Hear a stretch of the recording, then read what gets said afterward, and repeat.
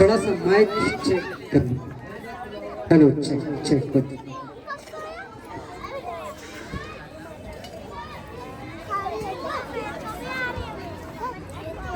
Hallelujah. आशा करता हूँ आप लोग बहुत आनंदित हो रहे होंगे, है ना, और परमेश्वर की महिमा में और परमेश्वर की महिमा का आनंद ले रहे होंगे। मेरे प्रिय, हम सभी जानते हैं कि जब हम इस मुख्य विषय पर आते हैं और जब हम क्रिसमस के बारे में बातचीत करते हैं तो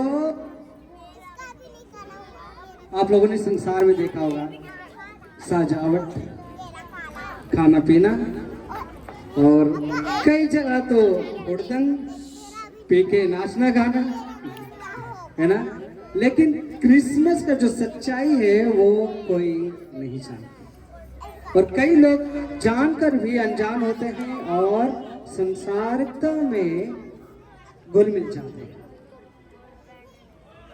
हम ये भूल जाते हैं कि आज आज क्या हुआ था, है ना, और आज का इसकी सच्चाई क्या है, हम सब ये भूल जाते हैं और हम दुनियावी आनंद में ज्यादा खो जाते हैं। कई बार जब हम क्रिसमस की तैयारी करते हैं या कहें विश्वासी जब क्रिसमस की तैयारी करते हैं तो बहुत प्रकार के अपने घरों को सजाना, कलिसियों को सजाना, कपड़े लेना और भी अन्य अन्य चीजों में व्यस्त हो जाते हैं। लेकिन क्रिसमस की सच्चाई को हम दरकिनार कर देते हैं कहीं ना कहीं, है ना। और कई बार आप लोगों ने वाद विवाद भी देखा होगा क्रिसमस के प्रति। कई लोगों को लगता है कि खाना पीना और इस संसारिकता में आनंद लेना ये क्रिसमस है। लेकिन जो संगति जाते हैं, जो विश्वास को, है ना, विश्वास लाते हैं यीशु में, वो जानते हैं कि असली क्रिसमस क्या है। हम देखते हैं कि आज से 2025 साल पहले कोई हमारे लिए इस दुनिया में आया, है ना।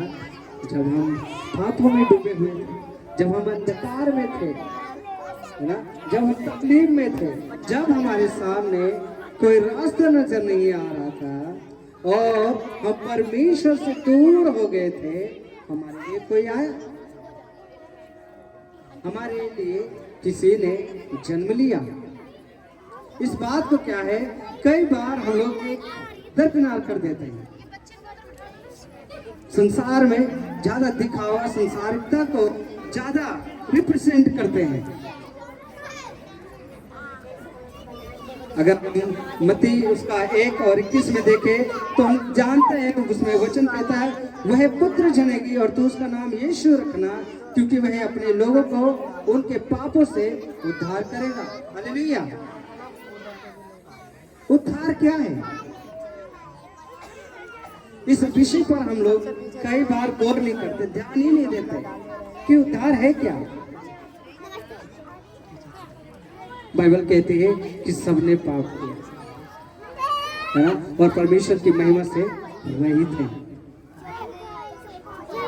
और यही बातें अगर हम संसार में लेकर जाते हैं तो वो लोग एक्सेप्ट ही नहीं करते कि हमने कोई पाप ही नहीं किया। वो कहते हैं हमने कोई पाप नहीं किया। हम कैसे कह दें कि हम पापी हैं, और कोई कैसे हमें कह सकता है कि हम पापी हैं।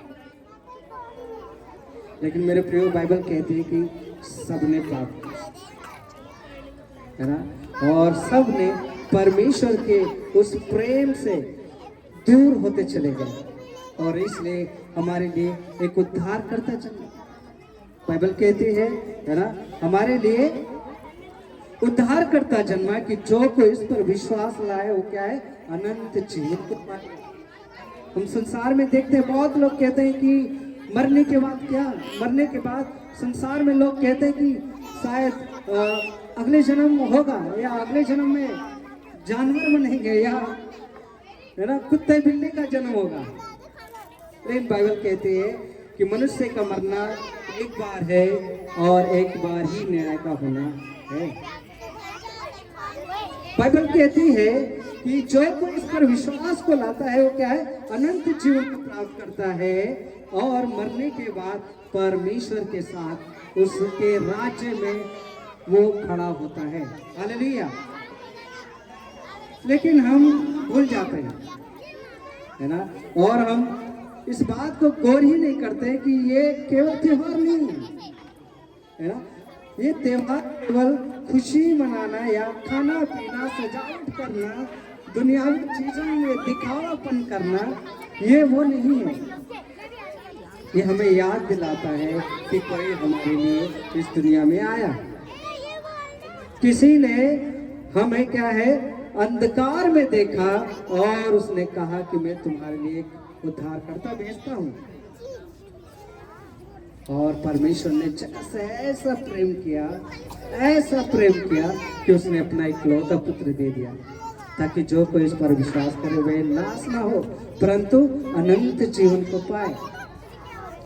लेकिन हम क्या कर रहे हैं मेरे प्रियो, है ना, हम किस दौर में जा रहे हैं या किस सोच में चलते जा रहे हैं, हमें गौर करने की जरूरत है।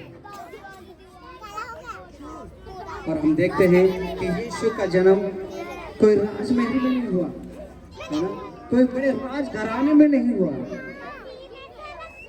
परमेश्वर ने, है ना, देखा कि यहाँ पे लोग दुखी है, परेशान है, बीमारी में है, गरीबी में है, परिस्थिति में है।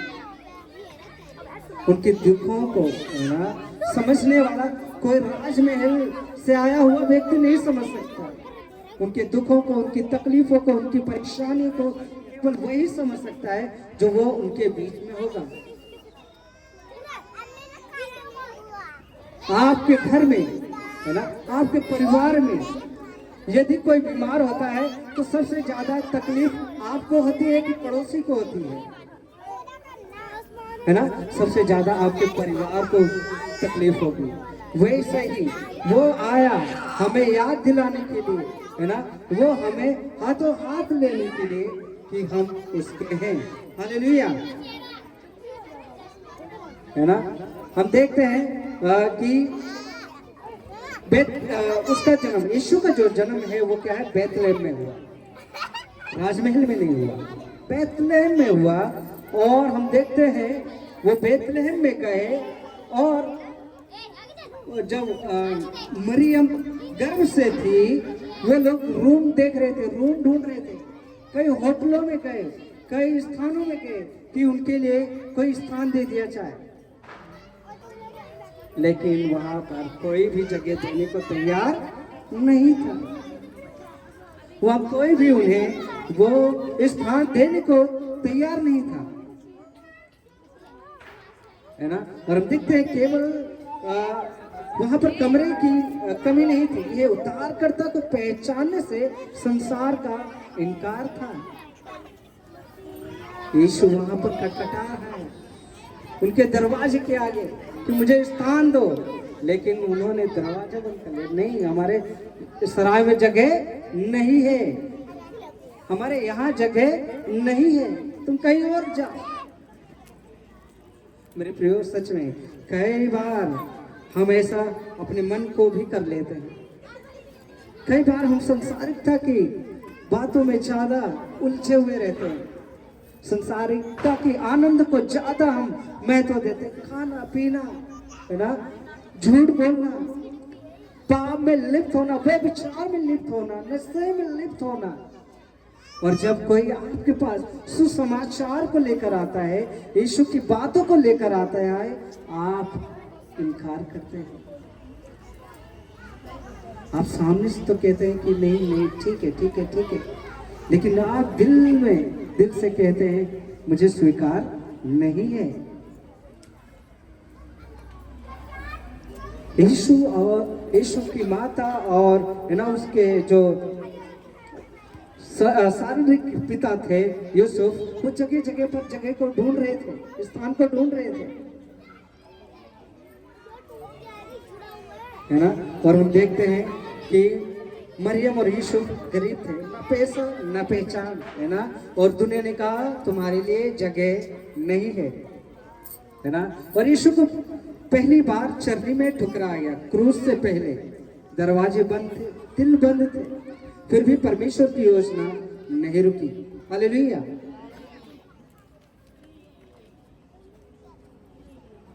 है ना। और जब हम देखते हैं कि जहां मनुष्य ने दरवाजे बंद किए, वहां परमेश्वर ने चरनी चुनी।